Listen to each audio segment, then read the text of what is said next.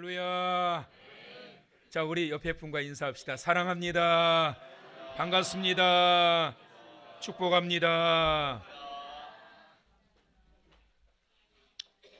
오늘은 간절한 기도의 응답이라는 제목으로 함께 하나님의 말씀을 받도록 하겠습니다.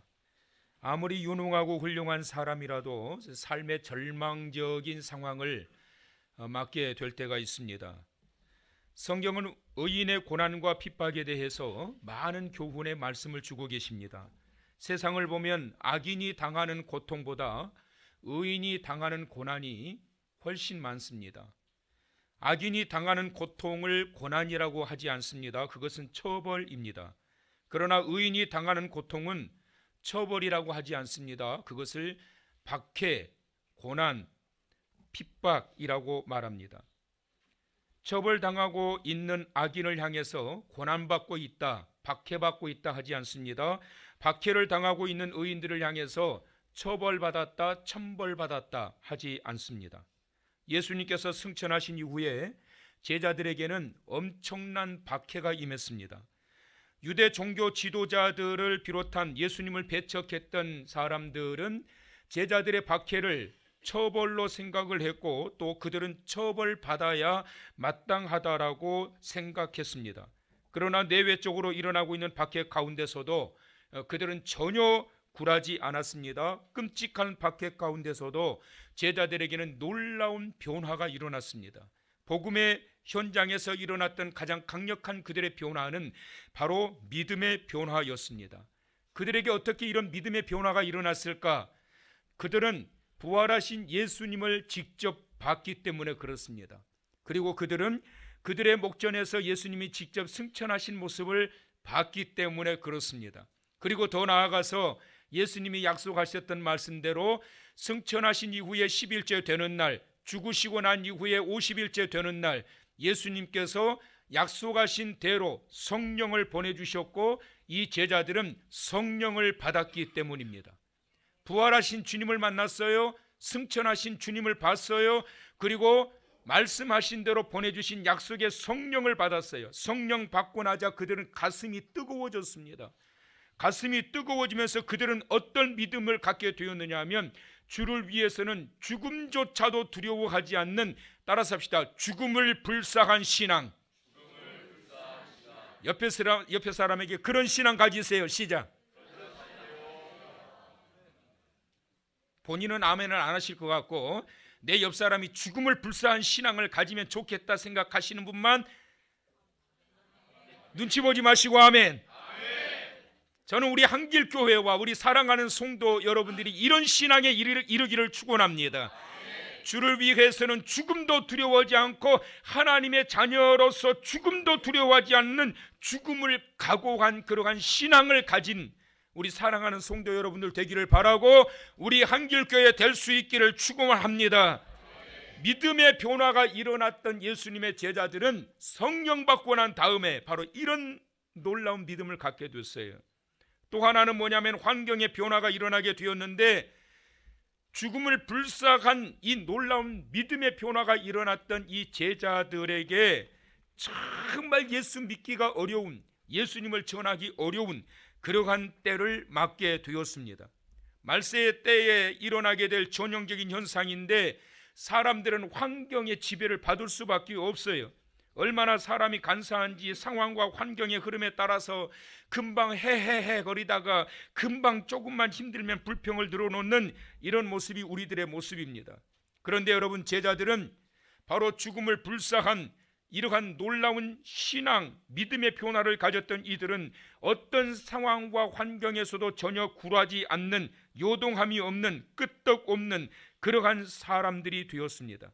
제자들은 복음을 전하기 어려워지는 환경 속에서도 변함없이 예수님을 전했습니다. 그들은 기도하기 어려운 환경 속에서도 기도를 쉬지 않았어요.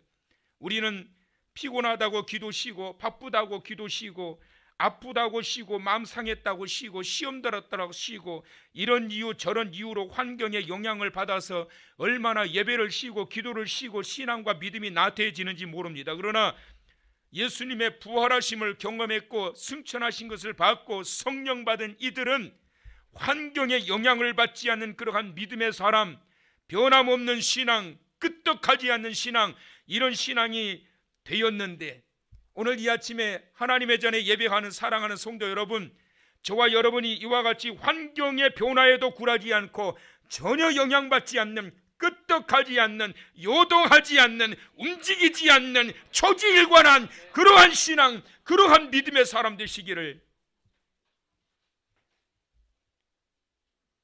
벌써 끄떡하면 어떡합니까? 벌써 졸고 계시면 어떡해? 이제 시작인데. 주님의 이름으로 축원합니다. 본문에 보니까 베드로가 절망의 상황에 찾아왔어요. 정말 예수를 믿기도 어려운 상황이요, 전하기도 어려운 상황에 처하게 되었는데 베드로가 감옥에 갇혔습니다.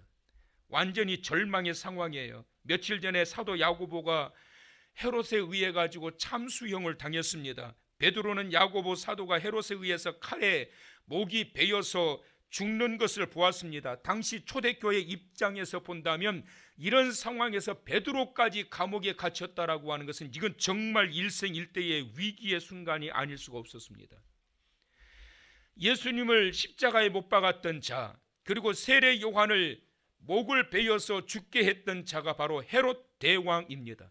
헤롯 안티파스라고 하는 이 대왕에 의해 가지고 예수님이 십자가에 못 박히게 되었고, 그리고 세례 요한이 목베임을 당해서 죽게 되었는데, 지금 본문에 이제 야고보 사도를 참수형을 시키고 베드로까지 감옥에 가둬서 죽이려고 지금 계획하고 있는 이 자는 역시 헤롯인데, 헤롯 대왕 안티파스의 조카 헤롯 아그리파 1세예요. 그래서 이 헤롯 일가는 대대로 복음의 대적자가 되었던 그러한 집안인데, 지금 이 헤롯 아그리파 1세가 야고보 사도를 왜 죽였을까? 그 죽인 이유의 가장 강력한 이유는 이겁니다. 그것은 바로 사람들에게, 유대인들에게 특히 환심을 사기 위해서였습니다. 야고보 사도를 죽이고 난 이후에 헤롯 아그리파 1세는 인기도가 급상승하기 시작했습니다. 유대 사회에서 이 예루살렘 지역의 예루살렘 교회의 이 종교 지도자로 있었던 야고보를 죽여버리고 나자 사람들이 헤롯 아그리파 1세를 환호성을 지르면서 지지도와 인기도가 급상승하기 시작하자 바로 이거구나.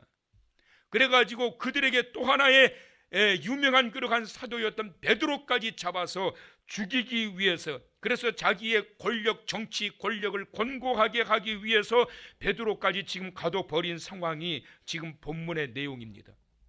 여러분, 사탄은 절대로 밑에서부터 치지 않습니다. 사탄의 공격의 대상은 머리부터 쳐버려요. 은혜 받은 자를 쳐버려요. 열심히 하려고 하는 자를 쳐버려요. 성령 충만해서 무언가를 하려고 애를 쓰고 노력을 쓰고 하나님의 은혜를 마음껏 받아가지고 무언가를 하려고 하는 그 순간에 그러한 대상자를 타켓으로 삼아가지고 쳐버려요. 많은 사람들이, 예수 믿는 사람들이 있었지만 예루살렘 교회의 예루살렘 지역의 종교 지도자로 존경받고 있었던 야고보를 쳐버리고 나니까 자신의 정치적인 권력과 입지가 견고해지기 시작했어요. 베드로까지 이제는 쳐버리고 나면 그러면 자기는 굉장히 정치적인 그러한 권력이 탄탄해질 거라고 생각해서 머리를 쳐버리려고 지금 감옥에 가둬버린 상황에 놓여 있는 거예요. 여러분, 세상을 살아가다 보면 협력자가 있는가 하면 회방자가 있고 공격자가 있습니다. 사탄은 협력자는 이간질을 시키고 방해자, 회방자는 선동을 해서 공격하게 만들어요. 그 당시에 초대교회도 바로 이와 같이 이간질을 시키고 혼란을 만들어서 이 틈을 타서 당시 예수 그리스도의 복음의 뿌리가 잡혀가는 그러한 상황 속에 교회를 무너뜨리려고 했던 그러한 세력이 바로 헤롯과 유대 종교 지도자들이었습니다. 지금 이 초대교회는 사탄의 공격에 의해서 위기를 맞고 있습니다. 이런 절대절명의 순간에 베드로가 무엇을 했는지가 굉장히 중요한데, 5절의 말씀 보니까 이에 베드로는 옥에 갇혔고, 그리고 교회는 베드로를 위해서 뭘 했습니까? 교회는 그를 위하여 간절히 하나님께 빌더라. 베드로가 옥에 갇히고 나자 교회는 실망하지 않고 낙심하지 않고 좌절하지 않고 그를 위하여 간절히 하나님께 빌더라. 사탄의 공격에 의해 가지고 예루살렘 교회의 지도자가 죽었어요. 베드로까지 누명 씌워서 죽이려고 합니다. 그러나 교회는 그를 위하여 간절히 하나님께 빌더라. 사탄의 공격에 대항해서 깨어있는 성도들은 합력해서 하나님 앞에 간절히 기도했습니다. 베드로는 3번에 걸쳐서 감옥에 갇혔는데 전도하다가 한 번은 감옥에 갇혔어요. 그가 전도를 하는데 수많은 사람들이 예수를 믿기 시작해요. 심지어 하루에 5,000명씩 나 예수 믿을래요, 나 예수 믿을래요, 나도 예수 믿을래요, 나도 교회 갈래요, 나도 한길교회 갈래요, 할렐루야. 이것이 하루에 5,000명이에요. 이런 기적이 우리 교회에 있게 될 줄 믿습니다. 그러려면 누가 있어야 돼요? 복음 전하는 자가 있어야 돼요. 베드로가 예수를 전합니다. 4장 12절 천하 사람 중에 구원 얻을 만한 이름은 예수 이름에는 주신 일이 없습니다. 예수가 복음의 주역이요, 그가 구원의 이름을 우리에게 주셔서 구원받게 하신다라고 하는 이 사실을 가는 곳마다 증거함으로 인해 가지고 수많은 사람들이 예수를 믿기 시작했어요. 유대인들이 몰려옵니다. 헬라인들이 몰려옵니다. 그러니까 감옥에다가 가둬버렸습니다. 두 번째로 감옥에 갇힐 때는 종교 지도자들에 의해 가지고 감옥에 갇히는데, 병든 자들에게 손을 얹으면 사도들이 병든 자들을 위해서 예수의 이름으로 기도만 하면 귀신이 떠나가고 병든 자들이 일어나고 안진뱅이가 일어나고, 심지어 나면서부터 안진뱅이였던 예루살렘 성전 미문에서 구걸했던 40여 세가 되었던 이 사람, 선천적 불구자였던 이 사람이 내게 은과 금은 없거니와 내게 있는 것을 내게 주노니 나사렛 예수의 이름으로 명하노니 일어나 걸어라. 그랬더니 이 사람이 선천적 불구자가 일어나서 걸어다녀 버린 거예요.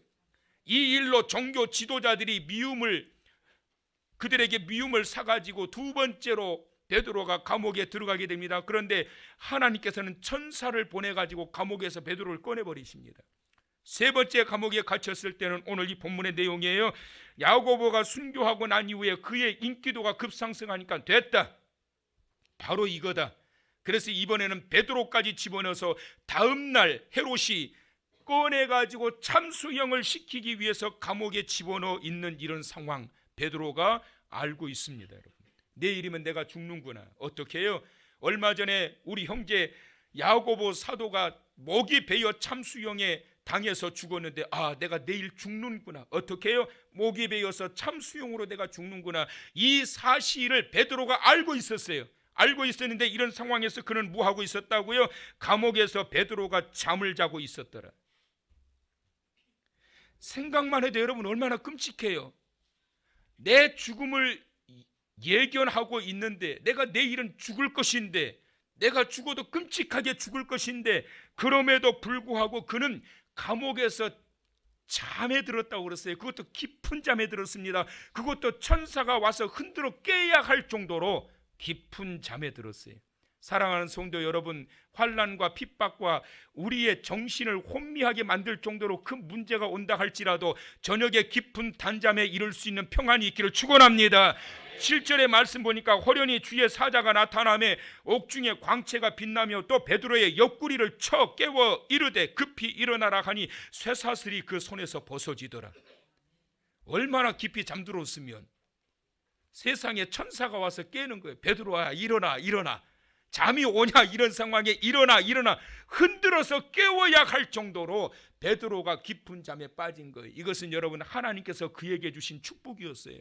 그 고민거리 가득한 상황에서, 그 위기의 순간에서, 그 두려움이 극한 엄습해 오는 상황에서도 하나님께서 베드로에게 평안을 주시자 그 깊은 감옥에서도 콜콜 깊은 잠을 자는 거예요. 할렐루야.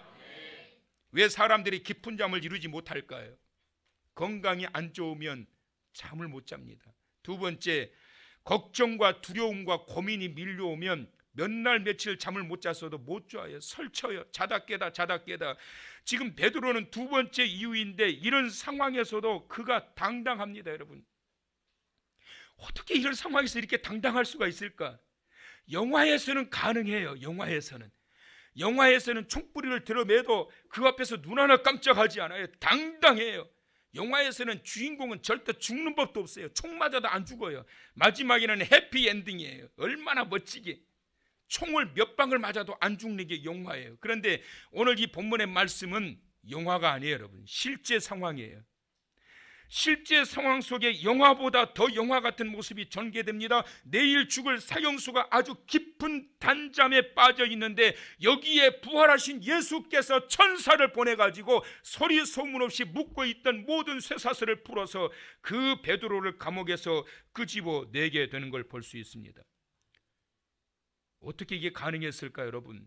그것은 바로 감옥에서도 하나님의 은혜를 간구하는, 이미 2번이나 감옥에 들어갔다가 나오고 이전에도 들어갔다가 천사가 빼줘서 나왔던 이런 놀라운 경험을 했던 베드로, 다시 사신 예수님을 내가 직접 보았고 그분의 손에 못자국도 내가 보았고 그분이 감람산 위에서 다시 오시겠다라고 하늘로 들리어 승천하신 모습도 내가 봤고 성령을 받아서 내 가슴이 뜨겁기 때문에 죽일 때면 죽여라, 죽으면 천국이다, 죽으면 이 땅에서 내 고난도 끝이다, 죽일 테면 죽여라, 어쩌면 제발 좀 죽여주라, 내 아버지 내 주님 계신 그곳으로 갈 테니 제발 좀 빨리 좀 죽여주라, 이런 마음이니 잠이 오지요, 여러분.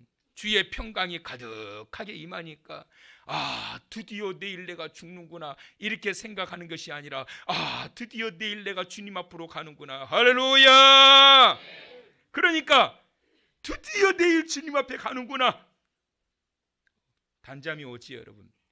베드로가 이런저런 문제를 가지고 하나님 앞에 기도했을 거예요. 그랬을 때 성경에 말씀하신 대로 아무것도 염려하지 말라, 오직 모든 일에 기도와 간구로 너희 구할 것을 하나님 아버지께 구하라. 그리하면 그리스도 예수 안에는 그리스도의 평강이 너희 마음과 생각을 지키시리라. 기도하니까 주님께서 그의 마음과 생각을 지켜주심으로 인해서 감옥 속에서도 깊은 잠을 이루게 된 거예요. 세상이 난리를 치고 요동을 하고 수많은 걱정과 근심거리가 있을지라도 주께서 우리 마음속에 평강을 주시게 되면 그 속에서도 단잠을 이루게 되고 그 그리스도의 평강이 우리 마음속에 임하심으로 말미암아 하나님이 나와 함께 가신다라고 하는 이 사실들이 많은 사람들에게 증거가 되어져서 주의 영광을 올려드리는 자가 될 것인데 저와 여러분이 바로 그런 자가 되기를 주의 이름으로 축원합니다. 또 하나는 성도들이 모여서 베드로를 위해서 기도했다는 거예요. 성도들의 간절한 중보 기도가 있었다라는 거예요. 이런 중보 기도가 기적을 부르는 은혜의 자리가 되게 했습니다. 은혜의 사람은 문제가 있을 때 기도에 집중합니다. 그러나 문제 있는 사람은 자기 역할도 제대로 못하면서 불평만 들어놓습니다. 문제가 생길 때 하나님 앞에 모여서 이 성도들이 베드로가 떠나면 어떻게 되느냐? 하나님 앞에 기도하면서 집중합니다. 집중하면서 기도하는 그 자리에 기적을 부르는 은혜의 자리가 임하게 된 걸 믿으시기 바랍니다. 천사들이 손을 잡고 그 감옥에서 건져내는데 6절 말씀 자세히 한번 보시면 이렇습니다. 여러분 다 같이 한번 읽어보시죠. 자, 시작. 헤롯이 잡아내려고 하는 그 전날 밤에 베드로가 두 군인 틈에서 두 쇠사슬에 매여 누워 자는데 파수꾼들이 문 밖에서 옥을 지키더니, 이전에 한번 탈옥한 전력이 있었기 때문에 이번에는 철저하게 감시를 해요. 그러면서 두 쇠사슬로 수족을 갖다가 그냥 꽁꽁 묶어버렸어요. 그뿐만 아니에요. 밖에서는 파수꾼들이 옥을 지키고 있는데 군인들 4명씩 한 조가 돼서 4조가 지키고 있는 거예요. 16명의 군인들이 지키고 있는 거예요. 누구 하나 지키려고요? 베드로 하나, 이제는 절대 탈옥하지 못하게 손과 발을 꽁꽁 묶어놓고 16명이 베드로 한 명을 지키고 있어요. 그것도 모자라서 베드로가 누워있는데 한 군인은 오른쪽에 한 명의 군인은 왼쪽에, 둘이 나란히 딱 누워가지고 팔짱 하나씩 딱 끼고 이러고 있으니 어떻게 거기서 여러분 탈옥을 할 수 있겠냐고. 이것은 가능성이 제로에 가까운 거예요. 아니, 가능성은 제로예요. 이런 상황에서 어떻게 베드로가 옥중에서 나올 수가 있었겠습니까? 그럼에도 불구하고 주님께서는 천사를 보내셔서 소리 소문 없이 조용하게 옥문이 열리고 쇠사슬이 풀어져서 그 감옥에서 나오게 한 줄 믿으시길 바랍니다. 그게 어떻게 가능했다고요? 5절에 보니까 이에 베드로는 옥에 갇혔고, 거기에 접속사가 하나 빠졌어요. 거기에 그러나, 베드로가 옥에 갇혔지만 그러나 교회는 그를 위하여 간절히 하나님께 빌더라. 간절히 하나님께 빌더라. 간절히 하나님께 빌더라. 할렐루야. 문제가 생겼고 절망의 위기에 상에 처했지만, 그러나 거기서 한탄만 하고 있는 것이 아니라, 누구 원망만 하고 있는 것이 아니라, 그 자리에서 교회는 간절히 하나님께 빌더라.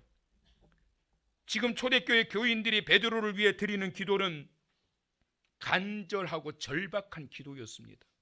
구세군을 창설했던 윌리엄 부스라고 하는 사람이 이런 말을 했어요. 응답받는 기도의 비결은 생사가 달린 것처럼 기도하는 것이다. 응답받는 기도의 비결은 생사가 달린 것처럼 기도하는 것이다.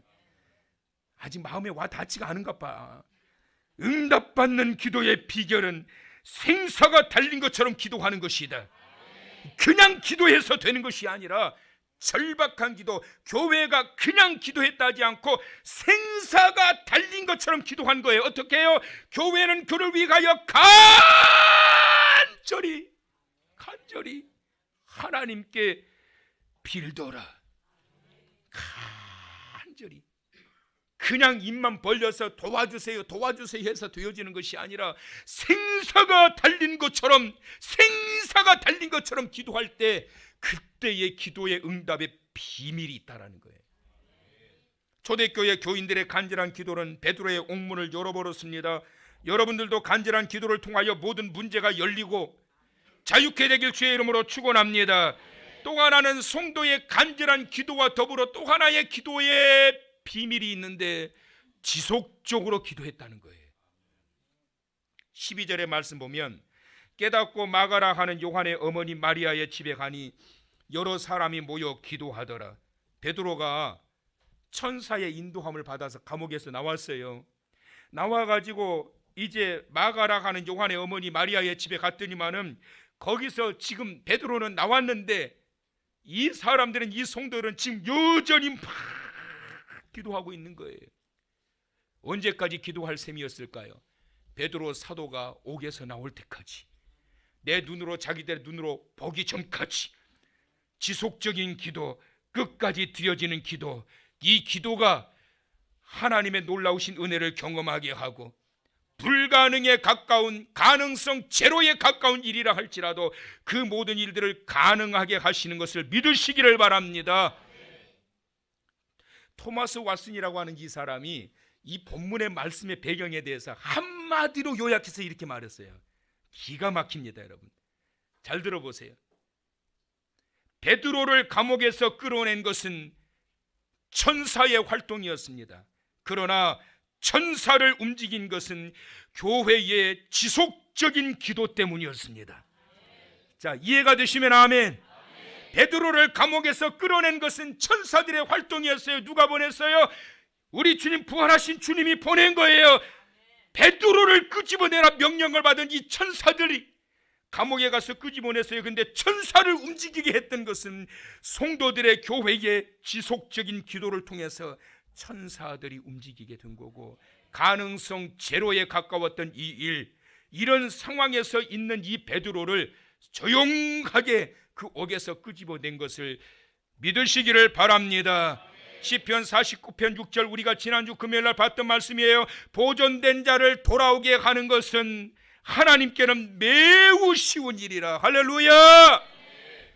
우리가 볼 때는 가능성이 제로예요. 저게 되겠나? 16명이 지키고 손과 발에 착고가 채워져 있고 양쪽에 2명의 군인이 팔짱을 끼고 꼼짝하지 못하도록 그러면서 함께 누워있는 이 상황에서 어떻게 감옥에서 나오냐? 그러나 사람이 볼 때는 가능성이 제로예요. 희망이 없어 보여요. 절망적이에요. 그런데 하나님이 보실 때에는 매우 쉬운 일이라. 할렐루야. 베드로를 보내가지고 끄집어내시는데 너무나도 쉽게 끄집어내버리신 거예요. 기도했던 이 사람들이 지속적으로 베드로 사도의 이 감옥에서 나오기를 위해서 기도하는데 베드로가 나왔어요. 그런데 참 깜짝 놀랄 만한 내용이 나옵니다. 14절과 15절 보면, 베드로의 음성인 줄 알고 기뻐하여 문을 비쳐 열지 못하고 달려들어가 말하되 베드로가 대문 밖에 섰더라 하니 저희가 말하되 네가 미쳤다 하나 계집아이는 힘써 말하되 참말이라 하니 저희가 말하되 그러면 그의 천사라 하더라. 기도는 왜 했냐고. 그러면 베드로 사도를 감옥에서 끄집어내서 우리에게 돌아오게 하소서 간절하게 기도를 했는데 진짜 이제 응답이 됐어요. 근데 베드로가 나왔어. 막 기도하고 있는데 누가 문을 두드려요. 그래서 어린 소녀가 나가가지고 누구세요? 그러고 문 열었더니 이거 베드로 사도가 온 거예요. 그래가지고 기도하는 사람들 여러분! 갑자기 시끄러워서 기도를 멈췄어요. 왜? 베드로 사도가 왔어요. 너 미쳤냐? 아니 지금 계속 베드로 사도가 감옥에서 나오도록 기도하고 있는데 베드로 사도가 나와서 문 앞에 있다고 그러니까 너 미쳤냐? 너 제정신이냐? 아니에요, 진짜예요. 그러면 너 천사를 봤을 거야. 참으로 신기한 일이죠. 간절히 그렇게 기도했지만 응답이 나타나고 나자 믿지 못하는 이러한 현상이 나타나고 나는데 이게 우리들의 모습이에요. 실컷 기도해놓고 정말 하나님의 응답이 나타났는데 그것이 하나님의 응답인 줄도 모르고 그냥 흘러 지나간 일들이 얼마나 많은지 몰라요. 그러니까 삶에 감격이 없어요. 삶에 감사가 없어요. 응답이 이루어졌지만 여전히 불평하며 살아가요. 사랑하는 성도 여러분, 우리의 작은 신음조차도 하나님이 들으시고 항상 응답해 가심을 믿으시기를 바랍니다. 그 영적인 그러한 민감함을 가지고 영적인 상상력을 가지고 하나님이 내게 하시는 일들을 볼 수 있는 눈이 열리기를 바라고 그런 것들에 대한 확고한 느낌을 가지고 하나님 감사합니다. 오늘도 응답해 주셔서 감사합니다. 내 기도에 응답해 주신 것 감사합니다. 하나님 앞에 감사로 표현하게 될 때 그 감사 위에 감사가 더하여져서 또 다른 새로운 은혜를 경험하게 하실 줄 믿으시기를 바랍니다. 허브 밀러라고 하는 사람이 하나님과의 연결이라는 책을 썼는데 어느 작은 교회 옆에 나이트클럽이 들어온 거예요. 예배를 드리려고 하는데 나이트클럽의 음악 소리와 사람들이 들락날락 막 광란에 춤을 추고 시끄러워서 예배를 드릴 수가 없는 거예요. 그래서 책임자에게 찾아가가지고 우리 예배 드리는 시간만큼이라도 좀 조용히 해달라고 아무리 말을 하지만 듣질 않는 거예요. 그래서 그때부터 담임 목사님이 특별 기도회를 시작합니다. 자, 여러분 우리 기도합시다. 저 나이트클럽이 인사 가든지 안 그러면 하나님 심판해달라고 저 타락한 자를 날마다 모여가지고 술에 취해가지고 광란의 춤을 추고 비트 강력한 저 음악에 자기들의 몸을 맡기고 저렇게 흥청망청 대고 있는 저 자리 하나님께서 심판하시든지 안 그러면 이사 가게 해달라고 기도합시다. 그때부터 모여가지고 막 기도하는 거예요. 쫙 기도했는데 기도가 시작되고 난 이후에 얼마가 안 돼서 갑자기 엄청난 비가 쏟아지고 천둥 벼락이 쳤는데 그 나이트클럽에 벼락이 떨어져 가지고 그 나이트클럽이 불타버린 거예요. 다. 그런데 그 나이트클럽 주인이 소송에 들어갔습니다. 저 옆에 있는 저 교회 성도들이 저 신자들이 우리 나이트클럽 또 기도를 뜨겁게 하니까 그 소리가 들리잖아요. 죄야 옮기든지 심판해 주시옵소서 막 할 테면 해라 그러면서 더 크게 막 음악으로 대응을 했는데 저것들이 기도해가지고 우리 망했다고 소송을 걸은 거예요. 그래가지고 소송을 걸어서 이게 소송이 끊어지지 않자 재판장이 불렀습니다. 양측 재판장이 묻습니다. 나이트클럽 주인에게 교회가 기도해서 나이트클럽이 불났다고 생각하십니까? 예, 분명히 교회가 기도해서 우리 나이트클럽 불나버렸습니다. 교회 책임자에게 물었습니다. 교회가 기도해서 나이트클럽에 불이 났다고 생각하십니까? 아니요, 절대로 그런 일이 없어요. 그럴 리가 없어요. 무엇을 잊어버렸어요, 여러분? 이 문제를 놓고 자기들이 기도했던 것을 잊어버린 거예요. 교회가 베드로의 석방을 위해 기도했지만 정말 베드로가 감옥에서 살아 돌아왔는데 보고하는 어린 아이에게 한다는 말, 너 제정신이냐? 너 미친 거 아니야? 여자아이가 아니요, 제 눈으로 똑바로 왔습니다. 그렇다면 너 천사 봤을 거야. 베드로가 나왔을 리가 없어. 뭐는 하고 있으면서요? 기도는 하고 있으면서요. 믿음 없는 삶에 여러분 감동과 무슨 은혜가 임하겠습니까? 조지 물러가 2,000명이나 넘는 고아들을 양육하면서 단 한 번도 사람들에게 손을 내민 적이 없다고 그래요. 그런데 하나님은 그의 평생 동안 700만 달러 이상을 모금하게 했습니다. 그것은 바로 기도의 사람 조지 물러, 오직 하나님께만 기도했다. 간절하게 하나님 앞에 기도했다. 이루어 주실 때까지 지속적으로 기도했다. 이것이 조지 물러의 기도 응답의 비결이었습니다. 그는 그 결과 많은 신학교와 예배당을 건축하고 수백 명의 선교사를 파송합니다. 그가 마지막 유명한 유언을 남겼어요. 유언을 우리가 귀담아 들어야 될 필요가 있어요. 이런 말을 합니다. 이 세상에는 단 한 가지의 빈곤만이 존재합니다. 그것은 바로 기도의 빈곤입니다. 기도에 목말라 하는 자가 되라는 거예요. 사랑하는 성도 여러분, 오늘 우리의 옥문이 어떻게 열리고 있습니까? 어떻게 우리를 꼼짝하지 못하도록 가능성 제로에 가까운 그러한 상황으로 우리를 몰아넣어서 우리를 옥문에 가둬놨습니까? 오늘 이 본문에서 비결을 말씀해 줍니다. 서로 합심하여 기도하라. 베드로를 위해서 성도들이 합심하여 기도했습니다. 두 번째 비결은 기도하되 그냥 한 것이 아니라 그들은, 교회는 간절히 하나님께 빌더라. 간절하게 기도했어요. 간절히 기도하되 중요한 것, 이루어질 때까지 포기하지 않고 끝까지 드리는 기도. 기도 중에 베드로가 정말 옥에서 나와서 기도하고 있는 그들의 자리에 나타나게 됩니다. 교회는 그를 위하여 간절히 하나님께 빌더라.